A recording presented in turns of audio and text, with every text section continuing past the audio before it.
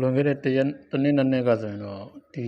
ချောင်းလေးရပါမဟုတ်တိတိလေးပဲအခုကမိုးကြီးတစ်နှစ်နှစ်အတွင်းမှာမိုးကတအားရွာလိုက်တော့ချောင်းကတော်တော်ကျယ်သွားပြီ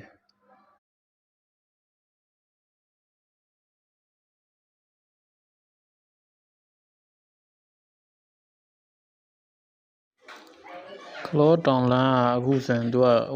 ကွန်ကရစ်တင်တော့တေချာတော့လောက်ပေးနေပြီကဘားတွေကတော့တေချာမလောက်ရင်တော့နောက်တစ်နှစ်နှစ်နှစ်ဆိုရင်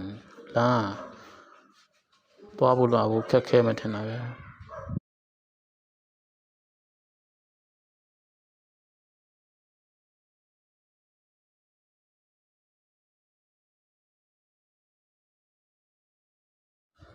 ဒီရှုခင်းလေးဆိုရင်ရမ်းလာတယ်ဗျာညနေဝင်ကနေနေပြန်ထိုးထားတော့ lighting ထိုးထားသလိုဖြစ်ပြီးတော့